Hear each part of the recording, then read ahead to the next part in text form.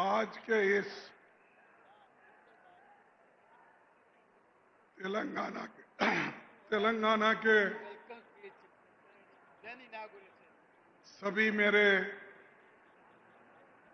साथियों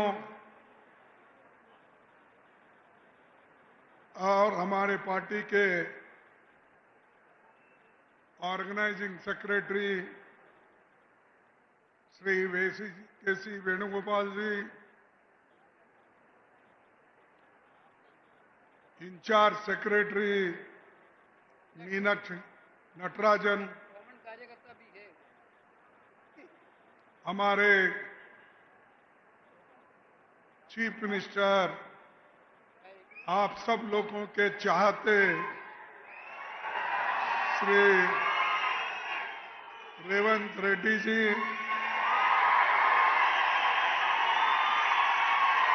और आपके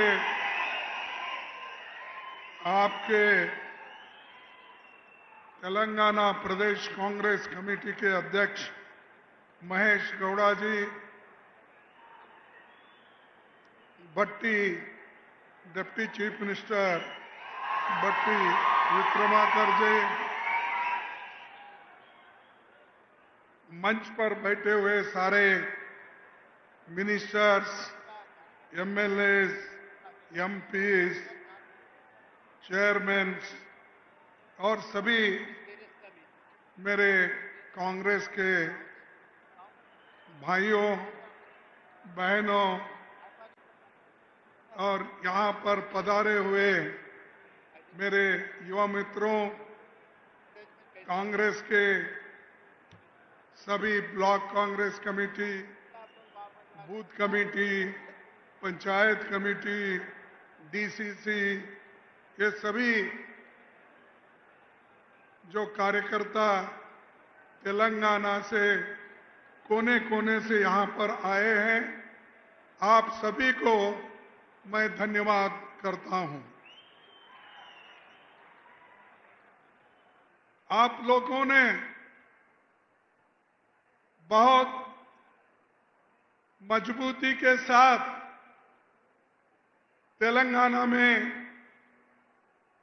काम किया और आज कांग्रेस की गवर्नमेंट तेलंगाना में आई है।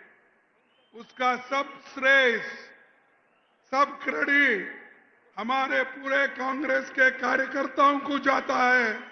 इसीलिए मैं आपका सब शुक्रगुजार हूं। भाइयों, ये आसान नहीं, किसी एक एस्टैब्लिश्ड गवर्नमेंट जिनके पास खूब पैसा था और हर तरीके से वो मजबूत थे, उनको हिलाकर अगर कांग्रेस के लोग हमारे रेवंत रेड्डी जी और हमारे डिप्टी चीफ मिनिस्टर, हमारे मिनिस्टर्स, हमारे कांग्रेस अध्यक्ष, इन्होंने जो हमारे पार्टी को मजबूत दिलाई है, ये बहुत बड़ी जीत कांग्रेस की हो गई है। लोग तो ये कहते थे भाई केसीआर को छोड़ के कोई पार्टी यहां नहीं आएगी, और ये भी चंद लोग कहते थे कि बीजेपी सेंटर में है, इसीलिए यहां पर भी मजबूती के साथ वो लड़के कांग्रेस पार्टी को तो आने नहीं देगी और बीजेपी आगे बढ़ेगी।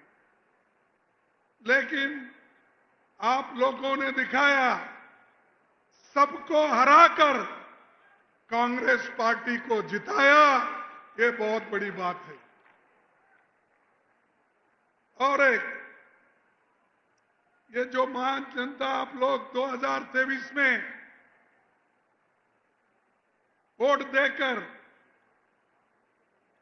ये बहुत बड़ा एहसान गरीबों के ऊपर किया है, किसान पे किया है, युवाओं पे किया है, महिलाओं पे किया है। ये सबको रिलीफ मिला, वो कांग्रेस गवर्नमेंट आते ही मिला। इसीलिए ये बहुत बड़ी जीत है और इस जीत के साथ काम भी यहां पर बहुत हो रहे हैं। यहां पर आए हुए ग्राम समिति के अध्यक्षों, कांग्रेस कार्यकर्ताओं, इनकी तो मैं तारीफ करता हूं।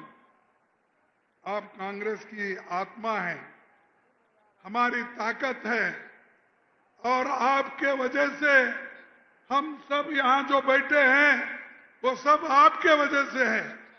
इसीलिए ये पूरा श्रेय, क्रेडिट आपको देना चाहता हूं। भाइयों, कांग्रेस अध्यक्ष बनने के बाद दिल्ली से बाहर मेरा ये पहला प्रोग्राम नवंबर 2022 को हैदराबाद में राहुल जी के नेतृत्व में निकली भारत जोड़ो यात्रा के मौके पर हुआ था।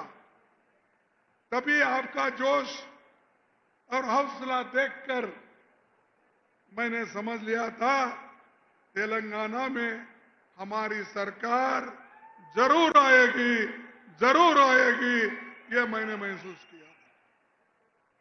यहां कांग्रेस पार्टी 1952 से लेकर लगातार हैदराबाद में कांग्रेस पार्टी बहुत पब्लिक इंस्टीट्यूशन बनाई। कम से कम सेंट्रल गवर्नमेंट के 50 इंस्टीट्यूशंस यहां पर है, वो किसी मोदी ने नहीं बनाया। बीएचईएल हो, बीएल हो, बड़े बड़े जो कारखाने यहां पर है, फार्मास्यूटिक है, ये सब किसने बनाया? ये सब कांग्रेस की देन है। मोदी जी ने क्या दिया? मोदी जी बोले मैं 15-15 लाख दूंगा, दिया 15 लाख। उन्होंने बोला मैं 2-2 करोड़ नौकरी हर साल दूंगा, दिया उन्होंने। किसानों को बोला कि मैं दाम दुप्पट एमएसपी दूंगा, दिया उसने। तो मोदी जी सच बोलते हैं क्या झूठ बोलते हैं? आप बोलिए, क्या बोलते हैं? मोदी जी झूठ बोलते ना। और उनके दोस्त बोलो, उनके चेले बोलो, शाह साहब वो बोलते हैं ये तो इलेक्शन में बोले सो जुमले हैं। अरे लोगों को कितना बेवकूफ बनाएंगे आप? लोगों को आप झूठ बोलते हो, झूठ बोलकर पावर में आते हो। तो इसलिए आपको जो हुआ वो हुआ, कम से कम आगे होशियार रहो। तुम होशियार है, लेकिन इसको कायम रखो और कांग्रेस पार्टी को और मजबूत बनाने की कोशिश करो। भाइयों, तेलंगाना में शिक्षा, स्वास्थ्य, रोजगार हर क्षेत्र में काम कर रहा है। हमने महिलाओं को मुफ्त बस सेवा दी। महिलाओं को मुफ्त सेवा मिला है क्या? नहीं, बस दे रहे ही नहीं। ये किनकी देन है? अरे किसने दिया? कांग्रेस ने दिया। फ्री बिजली किसने दिया? भोजन का अधिकार किसने दिया? और जो पीडीएस के माध्यम से अच्छा चावल जो हमारे रेवंत रेड्डी जी और उनकी कैबिनेट दे रही है, अच्छा चावल जो दे रही है, गरीब पेट भर के खा रहे हैं, कहीं बेच रही नहीं। पहले यहां की सरकार बाजार में बेचने की चावल लाती थी, अब कांग्रेस की सरकार, रेवंत रेड्डी की सरकार खाने का चावल दे रहा है। लोग अब खा रहे हैं, बेच रहे नहीं। तो ये एक बहुत बड़ा हमारा एक साधन है। दूसरी चीज, जो रैत भरोसा कार्यक्रम किसानों को मदद करने के लिए 15 एकड़ तक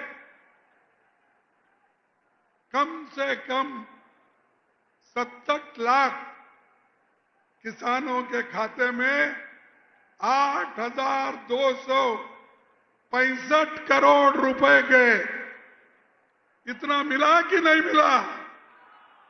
नहीं मिला, क्योंकि इधर से आवाज नहीं आया। अरे इतना पैसा लिए, 8,265 करोड़। कल कोई बोल रहे थे 9,000 करोड़। इतना पैसा कांग्रेस पार्टी दी, चंद दिनों में दी। और हमको पूछते हैं कांग्रेस वालों ने क्या किया? अरे भाई, हमने तो यही किया, गरीबों को खाना दिया, स्कूल का दिया, और जो कुछ हमने कहा वो करके दिखाया। तुम जो बाकी के लोग झूठ बोल बोल कर वोट लेते थे, हम लोग काम करके वोट ले रहे हैं, मेहनत करके आपको पूछ रहे हैं। तो इसीलिए कांग्रेस जो बोलती है वो काम करती है। उसी के साथ तेलंगाना में अब 4.5 लाख ये जो गिग वर्कर है, गरीब लोग हैं, सड़क पे सामान बेचते हैं, उन लोगों के लिए भी कानून ला रहे हैं। और वो कानून तैयार हो गया। तैयार होकर हर गरीब को, हर रोड पे बेचने वाले को, हर जगह काम करने वाले को, या लेबर का काम करने, उन सबको कुछ ना कुछ कांग्रेस पार्टी चंद दिनों में देने वाली है, ये मैं आपको कहता हूं।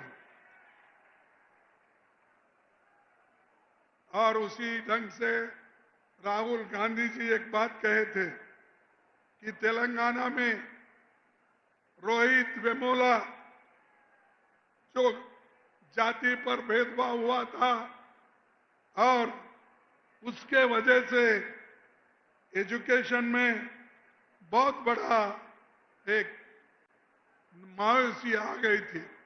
इसीलिए राहुल गांधी जी ने कहा कि हमारी गवर्नमेंट तेलंगाना में है, कर्नाटक में है, कहां पर भी हमारी गवर्नमेंट है, वहां पर रोहित वेमुला के एक नाम से कानून बनाकर हमारे युवाओं को हम मदद करेंगे। यह है गरीबों की काम करने, गरीबों के बारे में सोचने की। और दूसरा, ये जो Telangana social educational employment economic cast सर्वे हो रहा है, ये जो बैकवर्ड क्लास के लिए जो कास्ट सर्वे हो रहा है, वो हिंदुस्तान में अगर कहां हो रहा है सबसे पहले वो तेलंगाना में हो रहा है।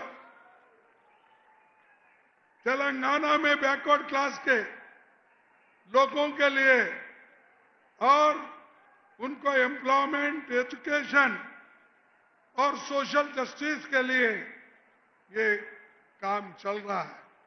और इसकी राहुल गांधी जी ने भी खूब तारीफ की है, हम भी करते हैं कि एक एग्जाम्पल है, तेलंगाना जो किया है इसका एक नमूना, मॉडल थ्रू आउट कंट्री यही लोग करना चाहते हैं और हम करके दिखाएंगे। भाइयों, दूसरी बात, हमारे जो जानकार हैं और आज वो भी ये भी कहते हैं भाई ये बैकवर्ड क्लासेस को तो ये रिजर्वेशन दिलाना चाहते हैं, लेकिन 42% कहां से लाएंगे और इसको क्या मंजूरी मिलेगी? लेकिन भाइयों, मैं आपको ये दावे के साथ कहना चाहता हूं, बैकवर्ड क्लास के लिए तुमको रिजर्वेशन दिलाने के लिए हम लड़ते रहेंगे, लड़ेंगे। जब तक हम हासिल नहीं करेंगे तब तक हम चुप नहीं बैठेंगे। यह आपके लिए है, आपके लिए पार्टी काम कर रही है, आपके लिए सरकार काम कर रही है। इसीलिए आप हमारा साथ दो, मजबूती दो, सरकार को मजबूत करो, कांग्रेस पार्टी को मजबूत करो, तभी हमको सब कुछ मिलेगा। अगर हम नहीं सोचेंगे और ठीक ढंग से काम नहीं करेंगे, ये बहुत बड़ा नुकसान देश को होगा, हम सबको भी होगा। और पहले तो आपको मालूम है पहले की सरकार कैसी थी, ये कितना करप्शन था, ये सबको मालूम है।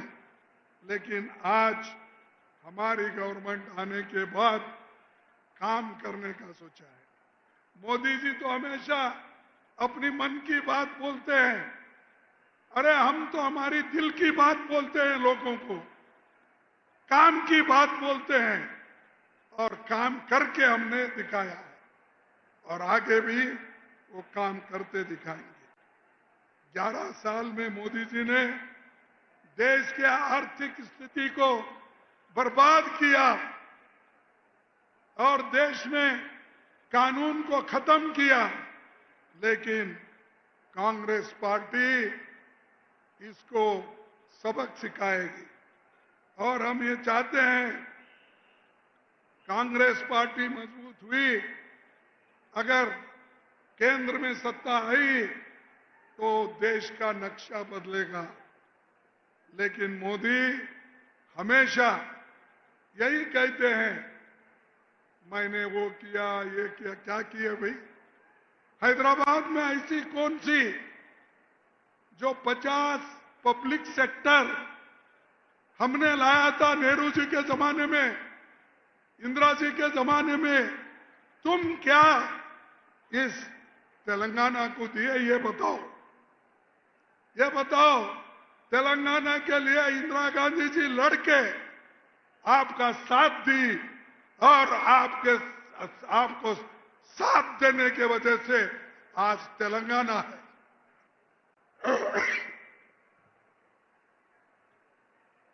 आज तेलंगाना जो है, किसी से ये अपना बोलने से कहने से नहीं, ये इंदिरा गांधी जी, सोनिया गांधी जी ने अपना ताकत दिखाकर आपके मन को छूने तक उन्होंने काम किया और ये बात उन्होंने सब किया, तुमको मालूम है।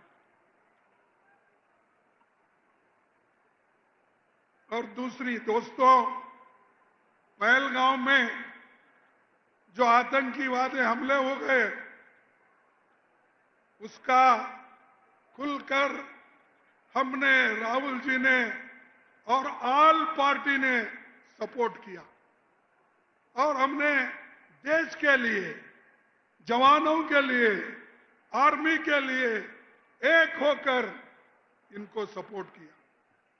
जब मैंने सलाह दी ऑल पार्टी मीटिंग बुलाने के लिए, तब उन्होंने रोते रोते हुए बुलाया। बुलाने के बाद उस ऑल पार्टी मीटिंग में मोदी अटेंड नहीं करे, मोदी आए नहीं, मोदी दूसरे तरफ फिरते गए।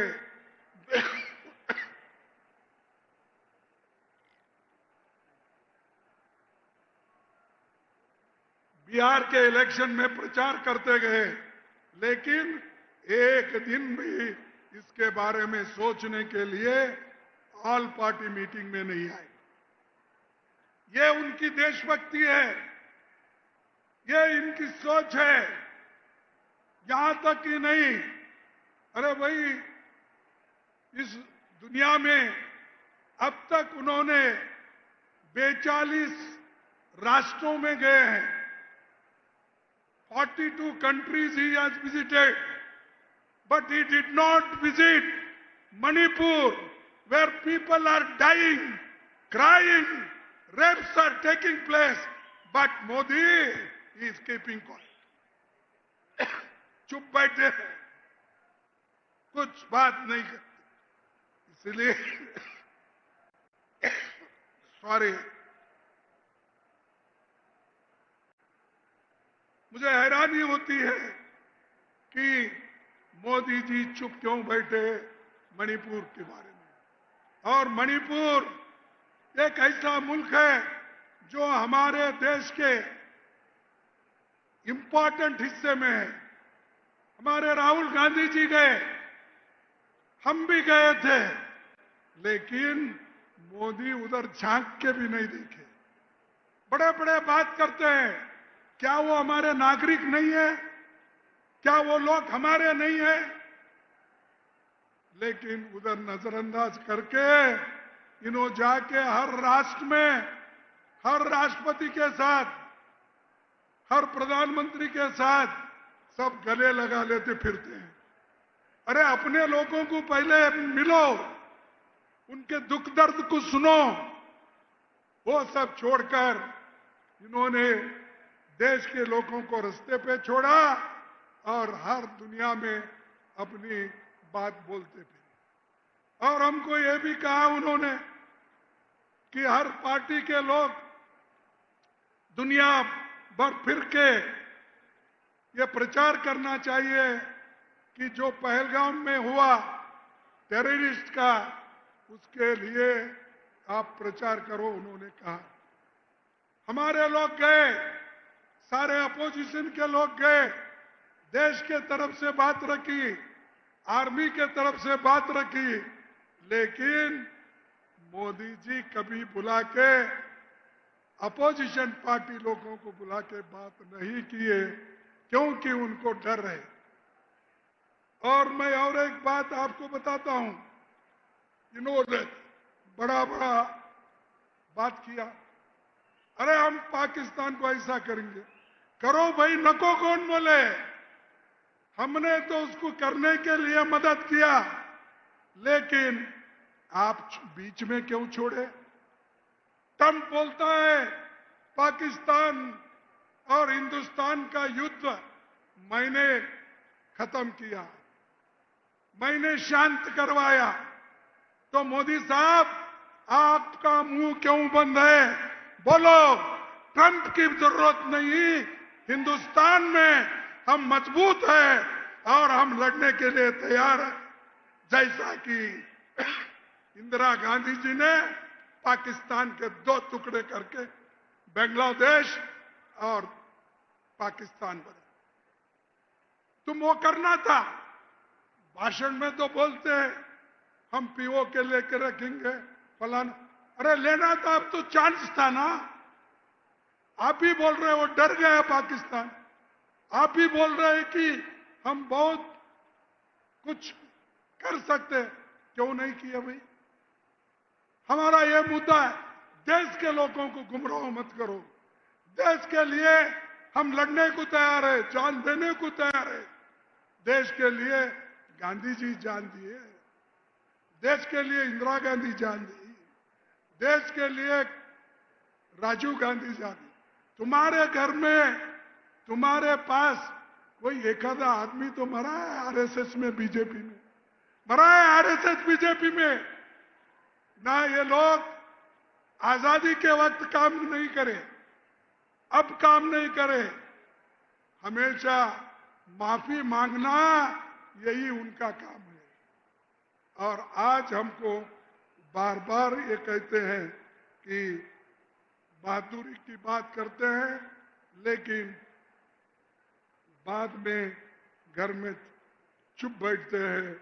लेकिन इंदिरा गांधी कभी ऐसी नहीं बैठी। अमेरिका से 7th फ्लीट आया,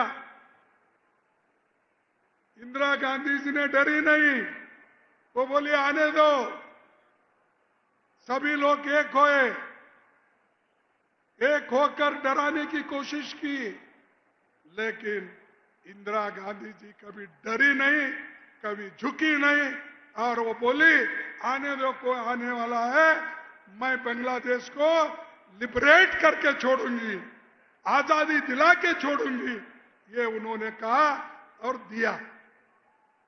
तो तुम क्या कर रहे हो? तुम कुछ नहीं, भाषण देना और भाषण दे के फिरते रहते हो। और एक मैं आपको कहना चाहता हूं, इनकी फॉरेन पॉलिसी ठीक नहीं है। इनके फॉरेन पॉलिसी के वजह से, फेल्यूअर के वजह से हमारे को सब तरफ से दुश्मन बने हैं। एक तरफ चाइना है, एक तरफ पाकिस्तान है, एक तरफ आज नेपाल भी हमसे दूर हो रहा है। हर लोग हमसे दूरी बना रहे हैं, हमको घेर लिए हैं। और मोदी जी आप कहां हैं? आप कोई टोपी पहनाता तो टोपी पहन के जा रहे, कोई गले में कुछ हार डालता, क्या है बोलते उसको, सिक्का डाल के वो डाल लेते फिर रहे। और 8 राष्ट्र को ये जाने वाले हैं ये, लेकिन इस देश के लोगों के तरफ वो नहीं देख रहे, किसानों को नहीं देख रहे। मेरे भाइयों, मैं आपको और एक चीज बताना चाहता हूं। ये लोकतंत्र है, संविधान है। इस संविधान को, लोकतंत्र को बचाने के लिए हम सब ने मिलकर मेहनत की। जहां तेलंगाना में तो हर जिले में हमारे लोग गए हैं, हर बूथ पे गए हैं, हर गांव पे गए हैं। जय बापू, जय भीम, जय संविधान, ये लेकर हर गांव को फिरे। ये हमारा काम है। और दूसरा हूं, मोदी जी को मैं और एक बात पूछ के मेरे चंद शब्द को खत्म करता हूं।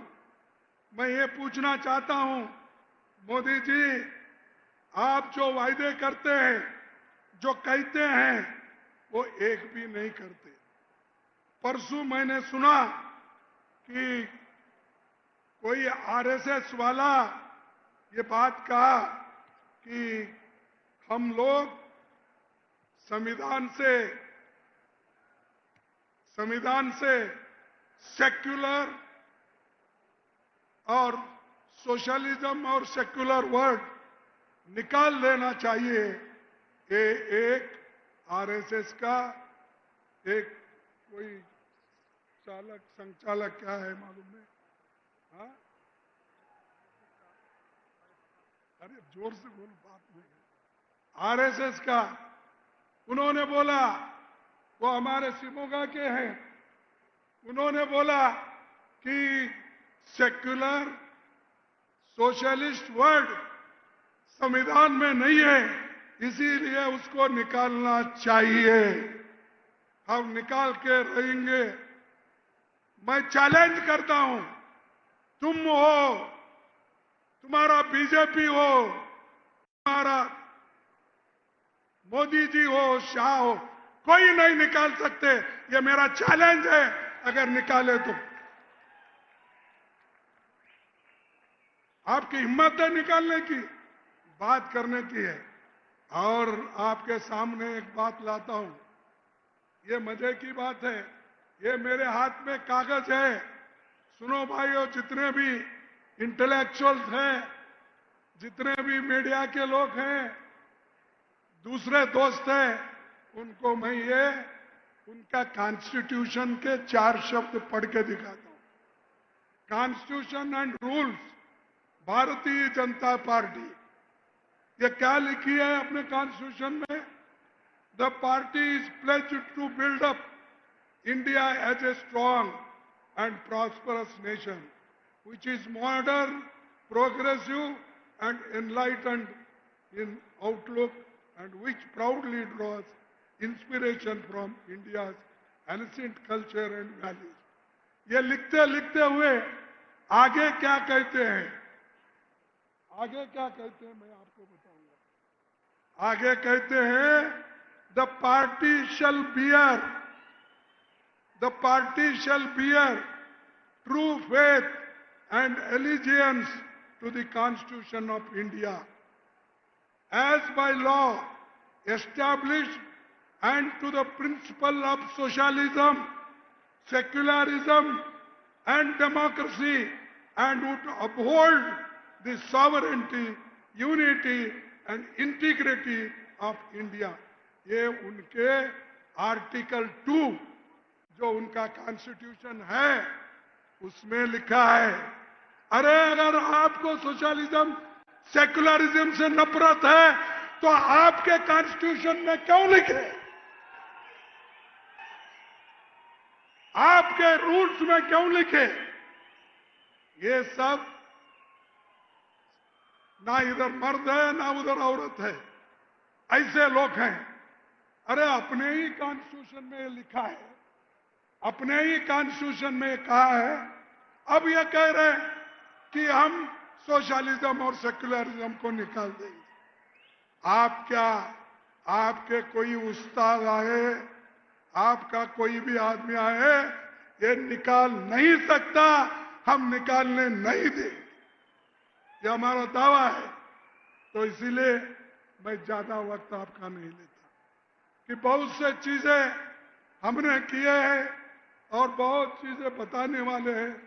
मैं यही कहूंगा, आप एक हो जाओ, और एक अगर हमारे युवा हो गए, किसान भाई हो गए, तो मोदी जी, शाह जी दिल्ली से भागेंगे, दिल्ली छोड़ देंगे और दिल्ली पे तेलंगाना में आज जो राज्य बना है वैसा ही कांग्रेस की राज दिल्ली में कांग्रेस का बनेगा। इतना कहते हुए इसके लिए राहुल जी लड़ रहे हैं, हम भी लड़ रहे हैं, आप भी लड़ रहे हैं।